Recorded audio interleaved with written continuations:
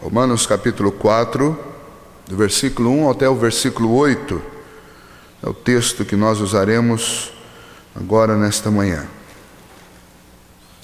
Romanos capítulo 4, de 1 a 8.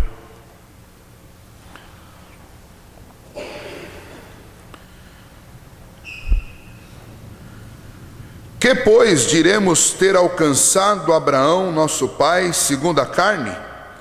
Porque se Abraão foi justificado por obras, tem de que se gloriar, porém não mediante Deus. Pois que diz a Escritura?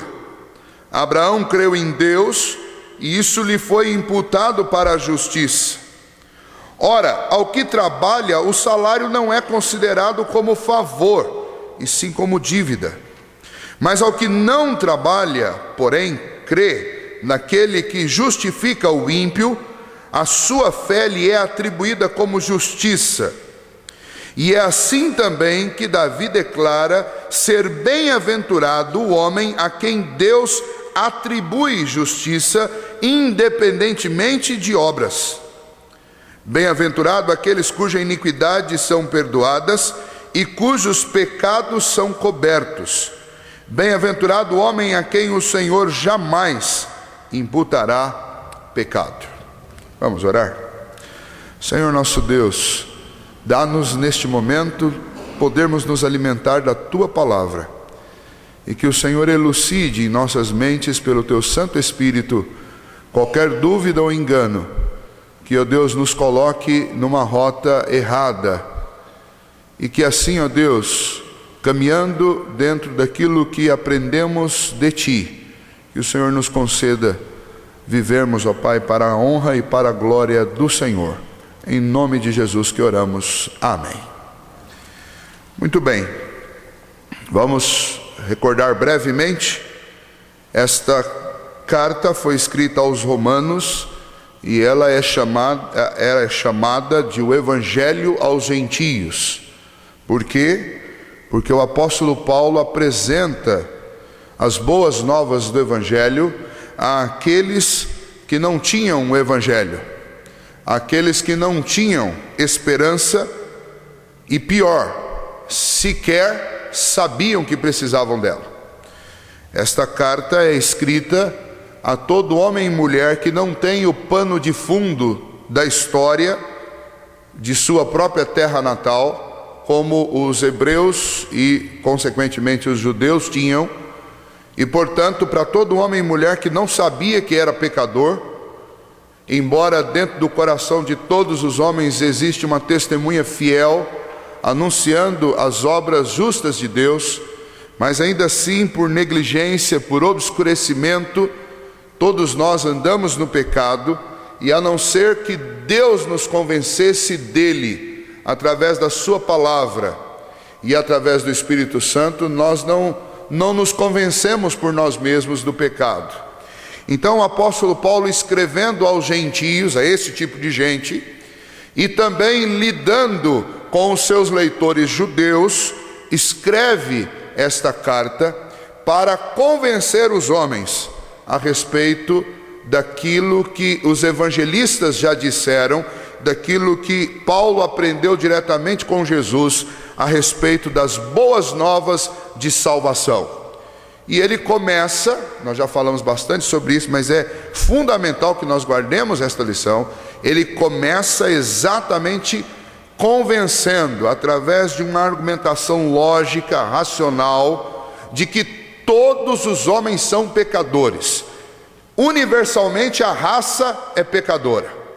Esta raça universalmente foi condenada e entregue judicialmente aos seus próprios pecados, como sendo o próprio castigo do pecado.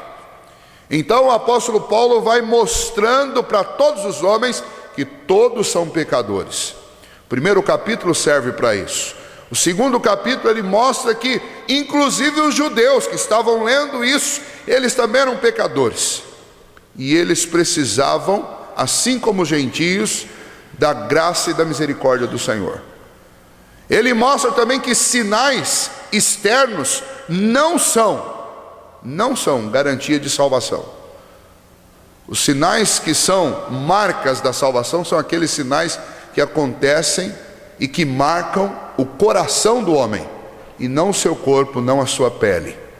No capítulo 3, ele continua insistindo nisso, e aí ele vai mostrar que não existe nenhum tipo de justificação na condição do homem, não existe no homem nenhum ato de justiça que possa dar-lhe alguma garantia de salvação. E quando ele chega no assunto justiça, depois de 3 capítulos em que nós somos massacrados por essa leitura, esmagados debaixo do peso do pecado, e nós acabamos constatando que o peso de todas as nossas decisões, na maioria das vezes, não é o peso da palavra e da orientação da palavra de Deus, mas é a cultura deste mundo, mas são os nossos desejos pecaminosos, as inclinações do nosso coração.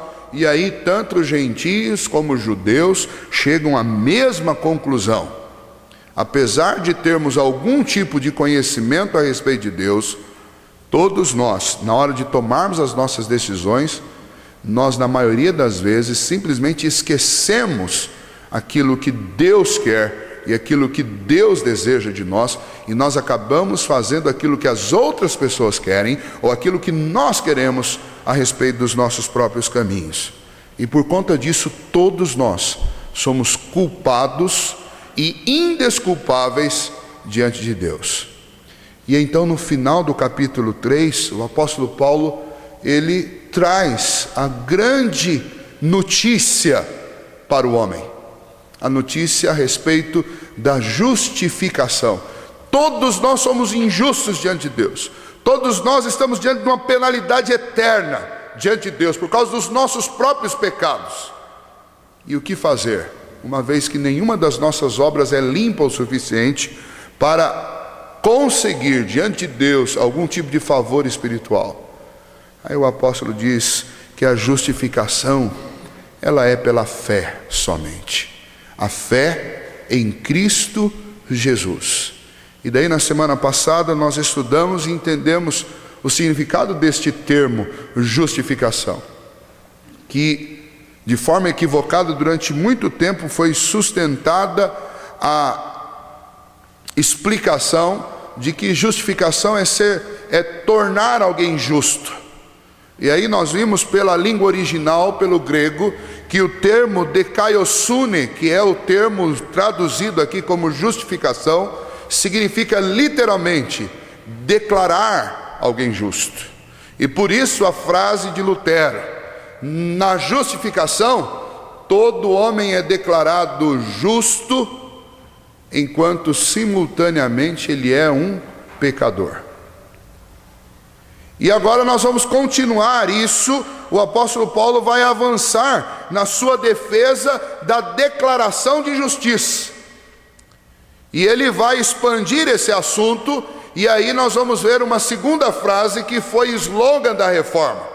Na reforma protestante, um dos slogans era: justificação pela fé somente, mas não pela fé sozinha. Justificação é pela fé somente, mas não sozinha. E este argumento está exatamente construído em cima da argumentação do apóstolo Paulo. O capítulo 4, o apóstolo Paulo nos remete ao quê? A história de Abraão. E por causa deste arremetimento de Paulo aqui a Abraão, nós temos um dos grandes conflitos na história da teologia, na construção da teologia, porque lá nos dias da reforma protestante, Lutero, depois de insistir e defender que a justificação pela fé é ser declarado justo e não ser tornado justo, como muitos querem, como a Igreja Católica, por exemplo, sustenta até hoje, quando ele sustentou que é uma declaração de justiça, imediatamente os teólogos daquela época se voltaram contra ele e usaram Tiago para debater com ele. Eles começaram assim: olha, mas Tiago diz, não foi pela fé que Abraão, quando estava prestes a oferecer o seu filho, foi justificado por Deus? Não era a fé e as obras que operavam juntamente, e as obras confirmavam a sua fé? E então eles pegaram este texto e começaram a conflitar, porque se Lutero estivesse certo, havia um conflito claro entre as palavras de Paulo e as palavras de Tiago. E é interessante o que a história revela para nós, né? A princípio, quando isso aconteceu, Lutero descartou a carta de Tiago. Não sei se vocês sabiam disso, mas estudando isso essa semana, é um dado muito interessante.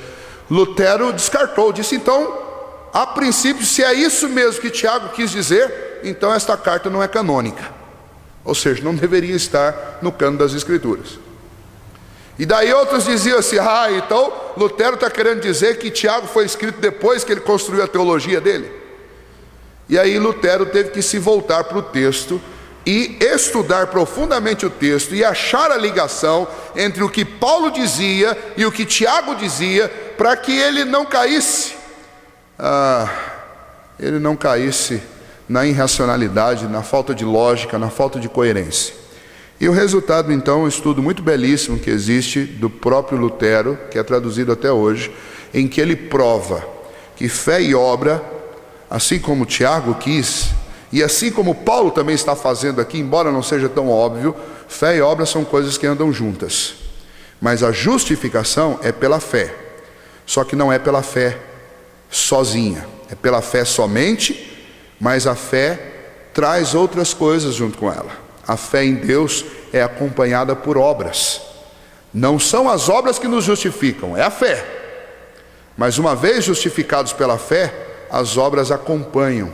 Elas vêm dentro deste processo, não causando justificação, mas sendo consequência de justificação. E Lutero trabalhou com isso, e aí lá na frente ele se desculpou publicamente e literariamente, dizendo que Tiago sim, é um livro canônico. E não há nenhum demérito no que Tiago fala e nem nenhuma incoerência. O que falta é um estudo profundo. E aí, não dá para passar tudo isso que foi trabalhado, mas usando aqui os próprios versículos do texto e as citações que são feitas do Antigo Testamento, nós podemos chegar à mesma conclusão que Lutero chegou, que é a conclusão de que Paulo e Tiago estão falando da mesma coisa, sob nuances diferentes. O que é importante para nós começarmos é que tanto Paulo como Tiago estão respondendo a uma pergunta. O apóstolo Paulo está respondendo a qual pergunta? Imagine que Paulo está tratando com judeus e com gregos, convencendo-os de que todos são pecadores e que somente mediante a fé nós podemos ser salvos. Aí você imagina que na conversa, na escrita de Paulo, Paulo imaginou o seguinte: mas e se um judeu levantar e me falar o seguinte: olha, mas Abraão a promessa foi reconfirmada para ele, da sua descendência, da sua bênção, por causa daquilo que ele fez lá no Monte Moriá. E aí, o que você me diz disso? E aí Paulo responde: que pois diremos ter alcançado Abraão, nosso pai segundo a carne? Porque se Abraão alcançou algum tipo de glória, né? Ou ele foi justificado por obras, ele tem que se gloriar, porém, não diante de Deus. Ou seja, ele pode e deve ser um grande exemplo para os homens, mas isso não é motivo de glória diante de Deus. Porque o que as Escrituras dizem, Paulo está falando? Ele vai citar o quê? Ele não vai citar o Monte Moriá. O Monte Moriá está registrado lá em Gênesis capítulo 22, mas a citação que Paulo faz aqui é a citação de Gênesis 15, você pode confirmar lá, o versículo 3 está citando Gênesis 15, versículo 6, e o que aconteceu lá em Gênesis 15, versículo 6, vocês lembram? Deus chegou e fez uma aliança com Abraão, e disse para Abraão, antes dele ter filho: a tua descendência será maior do que as estrelas do céu.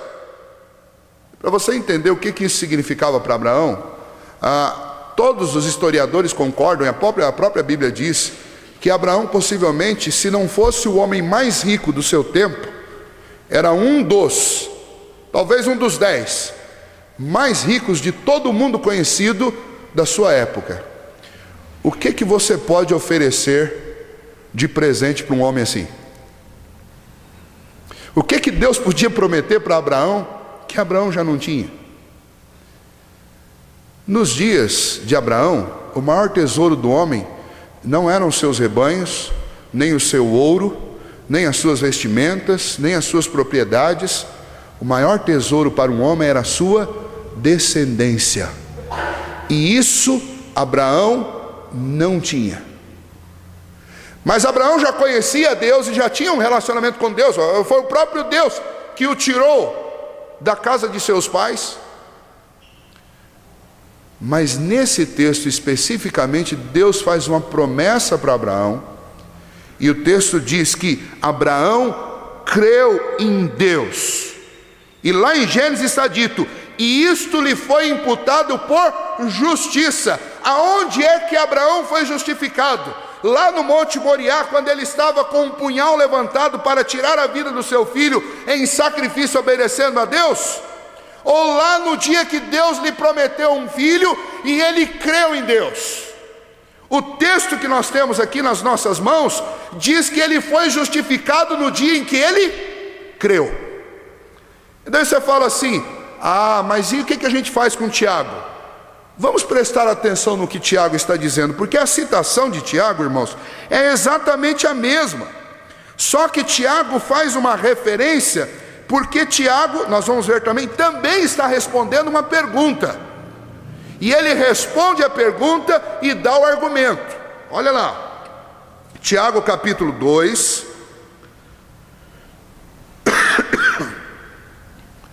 versículo 22 diz: volta um pouquinho, versículo 21. Não foi por obras que Abraão, nosso pai, foi justificado quando ofereceu sobre o altar o próprio filho Isaque? Olha, até aqui, se você ler, você vai dizer assim: não, Tiago está querendo provar que a justificação é por obras. Mas veja o que ele cita na sequência: como a fé operava juntamente com as suas obras. Com efeito, foi pelas obras que a fé se consumou, e se cumpriu a escritura, a qual diz, de novo, citação de Gênesis 15. Tiago está dizendo assim: olha, o que aconteceu no Monte Moriá foi a confirmação factual daquilo que Abraão fez pela fé, que foi crer em Deus. E aí qual o texto que ele usa? Ele usa Gênesis 15:6 e diz: ora, Abraão creu em Deus e isto lhe foi imputado por justiça. O erro que nós normalmente cometemos é achar que esta conclusão é a conclusão do capítulo 22 de Gênesis. Não sei se você já parou para pensar nisso, mas é uma cilada do nosso intelecto. Toda vez que eu li isso daqui, durante muito tempo, eu me arremetia como sendo a fala de Deus depois, e inclusive eu já vi pregação, já ouvi vários estudos que colocam esta frase aqui, lá no capítulo 22, depois que Abraão foi impedido por Deus de tirar a vida do seu próprio filho. Mas esta conclusão, Abraão creu em Deus e isto lhe foi imputado por justiça. Isto o quê? O Monte Moriá? Não, o filho de Abraão não tinha nem nascido ainda. O que lhe foi imputado por justiça? Não foi o Monte Moriá. Foi-lhe imputado por justiça o seu crer em Deus. E então, o que Tiago está dizendo aqui? Tiago está dizendo que aquela declaração de fé, aquela profissão de fé de Abraão, lá do capítulo 15 de Gênesis, se consumou factualmente aqui em Gênesis capítulo 22. Quando Abraão foi colocado à prova e através de obras, ele declarou aos homens a sua fé. Por que eu acrescentei aos homens? Porque, voltando lá no nosso texto agora do capítulo 4 de Romanos, você observa, Paulo diz: diante de quem Paulo ou Abraão vai se gloriar? Paulo diz: não diante de Deus. Por quê? Quando foi que Deus confirmou a fé de Abraão? Lá no Monte Moriá ou no dia que ele creu? No dia que ele creu. Veja a voz do verbo. Vamos voltar lá. Gênesis 15:6 diz: Abraão creu em Deus e isto lhe foi imputado por justiça, ou seja, alguma coisa conclusiva. Em outras palavras, ele foi declarado justo, lá em Gênesis 15, versículo 6. E em que estava baseada a fé de Abraão? Estava baseado no mesmo princípio que eu e você estamos baseados na nossa fé. Abraão creu na promessa, e ele estava exercendo a sua fé em Deus, olhando para uma promessa, não só do seu filho, de ser bendita na família dele todas as famílias da terra, mas também ele estava crendo no Messias, naquele que traria a salvação. E nós hoje estamos crendo em Jesus Cristo, o cumprimento dessa promessa. A fé de Abraão era a mesma fé que a nossa. Ele estava crendo em Deus e naquilo que Deus prometia, assim como nós cremos em Deus, naquilo que Deus fez e naquilo que Deus ainda nos prometeu. Então, a salvação em Deus é mediante essa justificação, que é uma declaração de justiça que Deus faz a nosso respeito. Deus nos declara justos pela fé. Agora, quais são as consequências disso? Então vamos continuar no texto. O apóstolo Paulo, lá no versículo 4, então vai dizer o seguinte: ora, ao que trabalha, o salário não é considerado como favor, e sim como dívida. Mas ao que não trabalha, porém, crê naquele que justifica o ímpio, a sua fé lhe é atribuída como justiça. Então ele está dizendo assim: olha, Abraão não tinha ainda trabalhado para receber a salvação, a justificação, como salário do que ele fez. Ele não tinha ainda.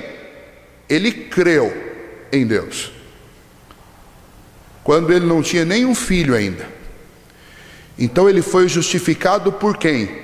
Ele foi justificado pelo mesmo que justifica o ímpio, mesmo diante das nossas obras más. E esta justiça é a justiça que vem do Filho de Deus. Aí, versículo 6 diz: e é assim também que Davi declara ser bem-aventurado o homem a quem Deus atribui justiça, independente de obras. Isso daqui que você vai ter no versículo 7 e versículo 8 é a citação do Salmo 32. Você pode abrir lá e você vai encontrar exatamente o que está escrito aqui. E qual que é a conclusão que nós tiramos disto que Paulo cita para nós da parte de Davi? Ele vai dizer assim: olha, sabe qual é a grande bem-aventurança do Evangelho? É Deus dar justiça, a justiça do seu Filho, a homens ímpios, a homens iníquos, a homens que não merecem nada. E a grande dificuldade hoje, eu quero já passar para a aplicação desse texto, a grande dificuldade nossa hoje de nos relacionarmos no meio dos ciclos chamados ciclos evangélicos ou cristãos é exatamente o mau entendimento disso. Irmãos, nós não somos justificados pelas obras, nós somos justificados pela fé. Por isso que eu não posso exigir obras de uma pessoa antes, e aí que vem a pegada, antes que essa pessoa tenha declarado sua fé em Deus. Mas e depois, pastor? Depois sim. Depois sim. Porque aí nós vamos pegar lá o gancho de Tiago. Qual a pergunta, agora eu quero conversar com vocês, qual a pergunta que Tiago estava respondendo? Se você pegar Tiago capítulo 2, volta um pouquinho no texto, a pergunta que Tiago estava respondendo é a seguinte: se Paulo estava respondendo a pergunta do judeu que dizia assim, mas e Abraão? Por outro lado, Tiago estava respondendo a seguinte pergunta: é possível alguém dizer que tem fé sem ter obras? Ou seja, existe o tal do crente que é apenas ouvinte e não praticante da palavra? Tiago diz: não pode haver alguém assim, porque quem tem fé também tem obras. E este argumento é fundamental para dizer o seguinte: o sujeito não pode, embora nós recebemos a declaração de justiça em meio às nossas iniquidades, eu não vou poder viver na iniquidade daí para frente. Eu não posso.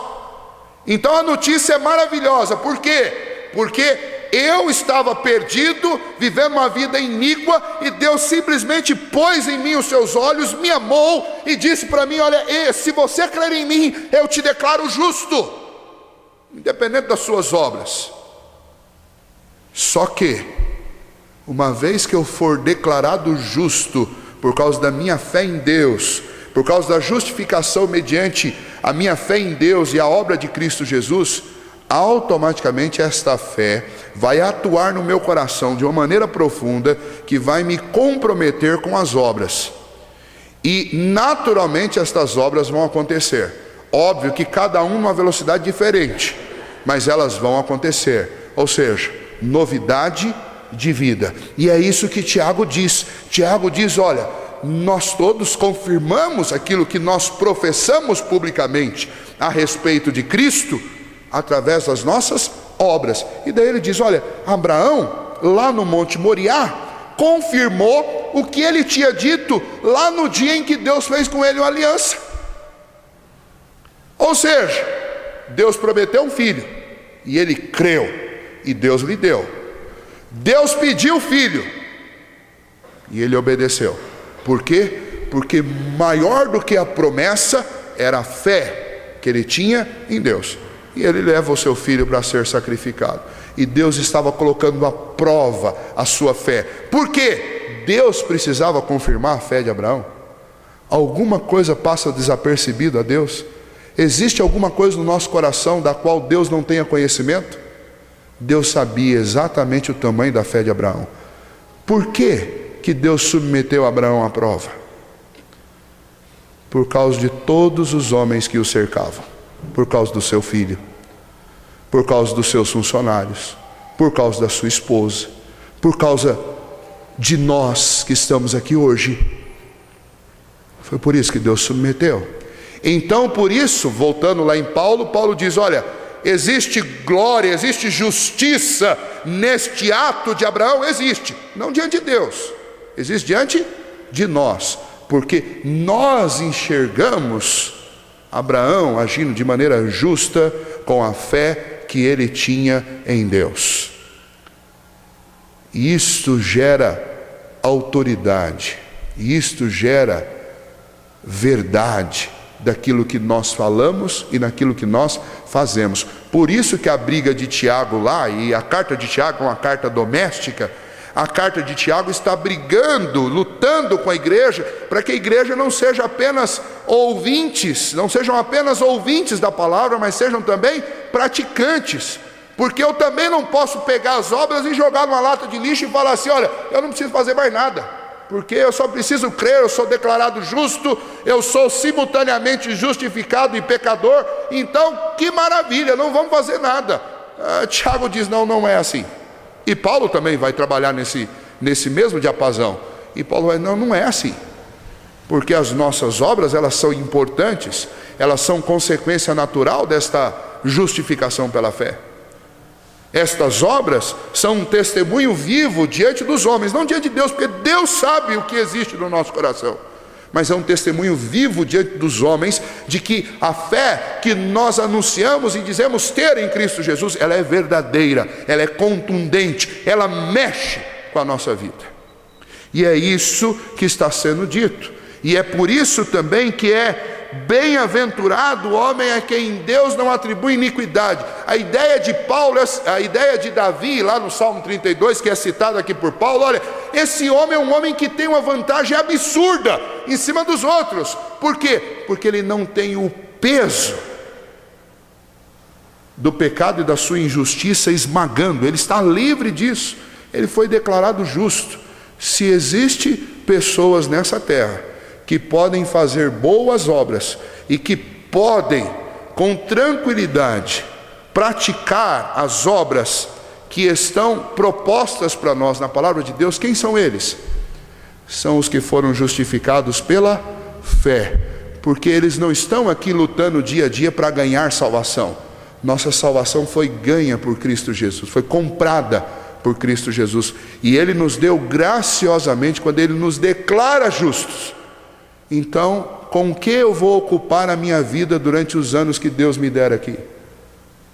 Com as obras de justiça, porque são elas que vão dar testemunho de Deus e do que o Senhor faz. Paulo e Tiago estão falando da mesma coisa, estão respondendo perguntas diferentes, mas estão falando da mesma coisa. Não existe salvação por obras, mas a salvação que é pela fé no Filho de Deus, esta justificação que é uma declaração de justiça sobre nós, gera nas nossas vidas as obras. Então o cristão não é esse sujeito parado, estagnado, que uma vez que descobriu que foi declarado justo, que a sua salvação só depende exclusivamente de Cristo, e nós temos que crer naquilo que Cristo fez. Eu não sou esse sujeito que vai simplesmente crer, sentar num banco e deixar a vida correr. Não, esta fé se manifesta na minha vida através do meu comprometimento em fazer as coisas como Cristo fazia, como os apóstolos fizeram. E não faria nenhum sentido o apóstolo Paulo dizer, sede meus imitadores como eu sou de Cristo, se ele não entendesse que a justificação é pela fé somente, mas ela vem acompanhada de obras. Por isso Lutero disse, a justificação é pela fé somente, mas não sozinha. Ou seja, junto com a fé vem um pacotão de coisas. Vem obras, vem o processo de santificação, vem o nosso comprometimento com a adoração, com a evangelização, assuntos que o apóstolo Paulo vai tratar na sequência. Como que eu coloco isso em prática na minha vida?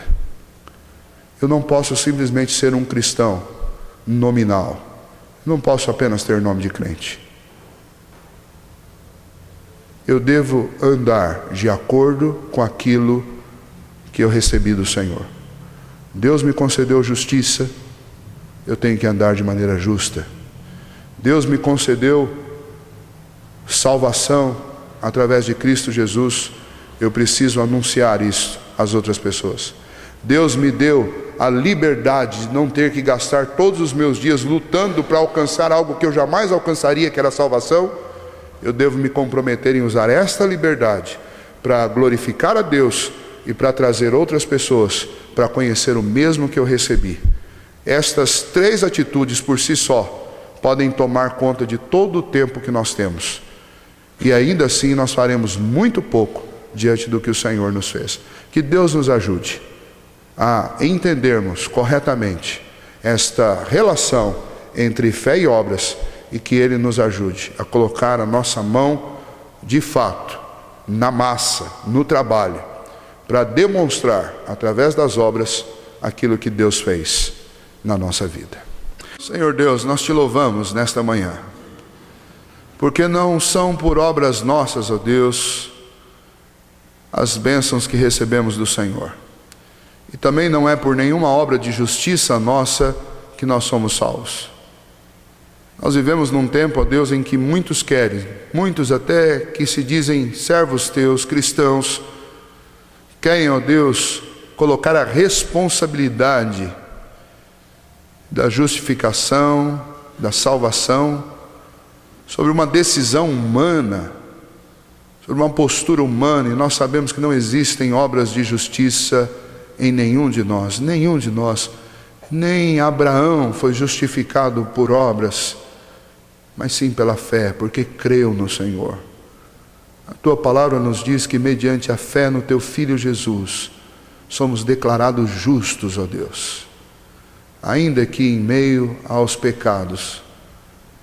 Mas, ó Deus, nós te louvamos, porque a obra do Senhor é tão completa e tão maravilhosa, que se já não bastasse este presente glorioso, impossível de ser avaliado, ó Deus, tamanho, ó Pai, a glória que está em sermos justificados diante de Deus e sermos salvos pelas obras do teu Filho Jesus.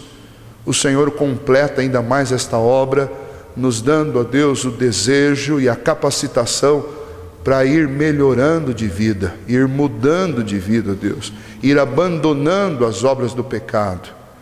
Ó Deus, muito obrigado, porque o Senhor, ó Pai, confirma a fé que o Senhor mesmo nos deu, nos impulsionando, ó Deus, a praticar obras de justiça. Não são elas, nós sabemos bem, a Tua palavra nos diz, não são elas que nos justificam, é a fé.